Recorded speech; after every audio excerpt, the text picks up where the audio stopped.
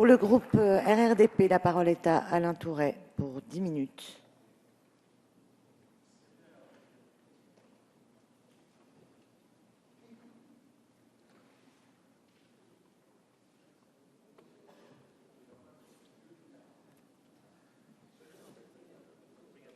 Mesdames et Messieurs les ministres, Monsieur le Président, Monsieur le rapporteur, cette loi n'est pas une loi ordinaire. Cette loi n'est pas non plus une loi d'opportunité.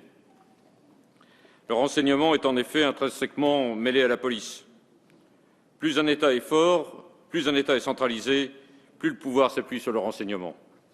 Et il est bien vrai que les protections individuelles, les human rights, sont particulièrement renforcées dans les pays anglo-saxons, à la différence d'un pays comme la France.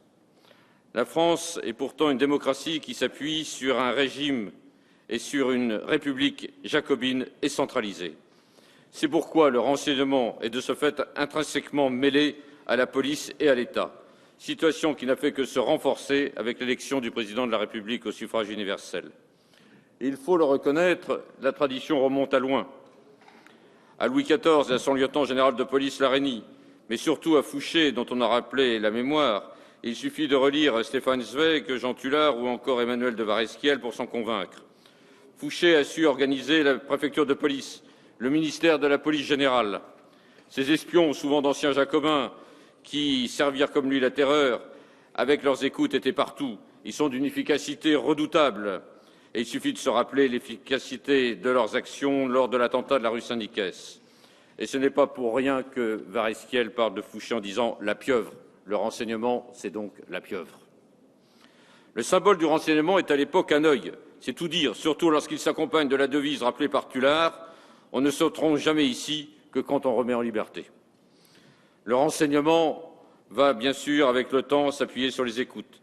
Les appuis sont innombrables, les contrôles inexistants. La raison d'État est omnipotente. Chacun a en tête le dévoiement des services de l'État, obéissant sur ordre d'un ancien président de la République à des fins personnelles ou privées. Des centaines de personnes furent alors écoutées. L'émotion fut d'autant plus grande qu'elles appartenaient, notamment pour certaines, au cinéma ou aux personnalités du tout Paris.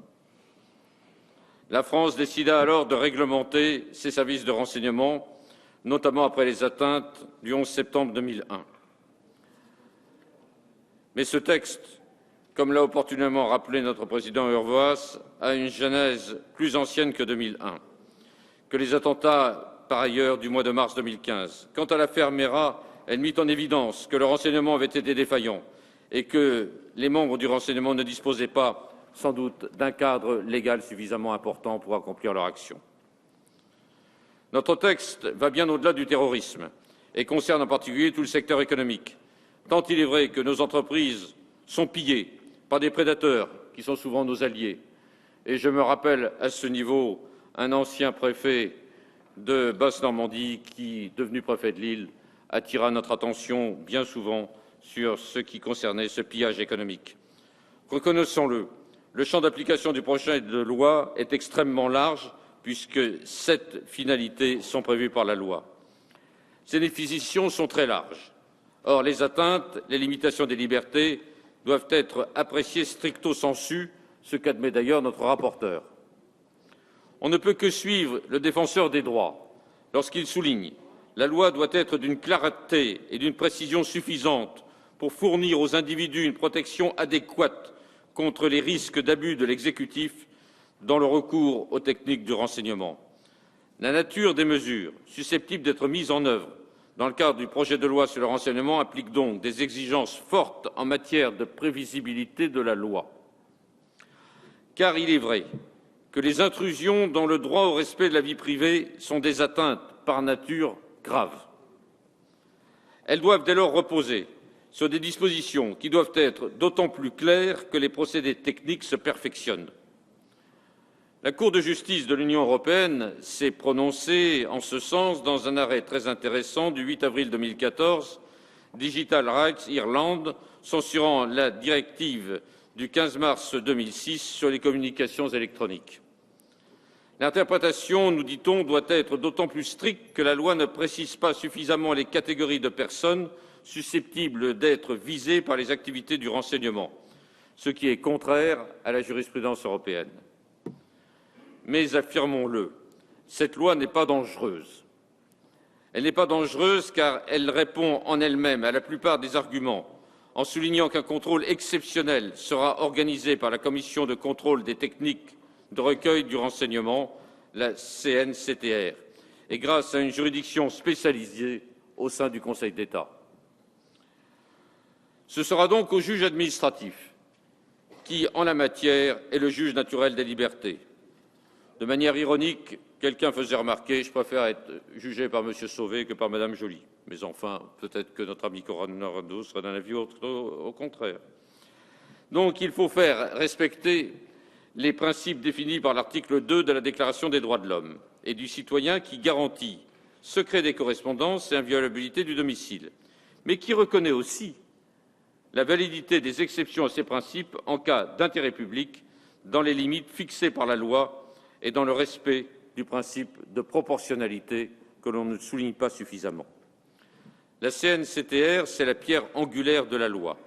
Elle devra être composée de spécialistes, de magistrats et d'élus, plus spécialement d'anciens élus, tant leur tâche sera prenante, puisque le président Hervoas a rappelé que c'était un travail à plein temps qui serait demandé, et je ne vois pas comment un député, par définition, pourra travailler à plein temps pour cette commission.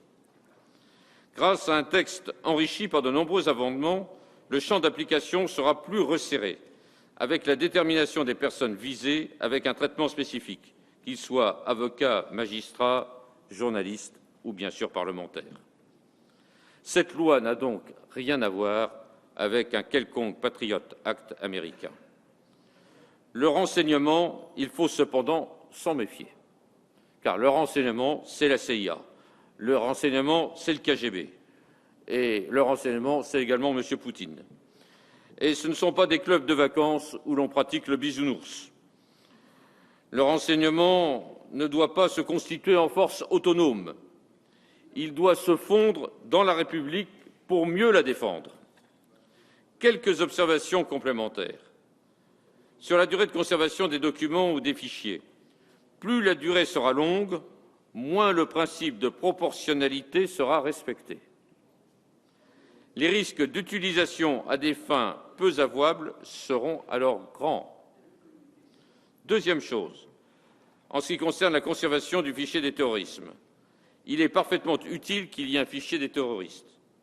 Mais, Madame le garde des Sceaux, la durée de 40 ans m'apparaît incompréhensible. Elle n'a pas de référence dans notre code ou dans nos usages. Elle apparaît beaucoup trop forte et, à mon avis, elle sera sanctionnée par la jurisprudence européenne. Faut-il faire de l'administration pénitentiaire un vecteur du contrôle du renseignement? C'est une question. On sait que la prison est l'école du crime, mais je pense que cela ne correspondrait pas à la vocation de l'administration pénitentiaire que de se comporter en agent du renseignement.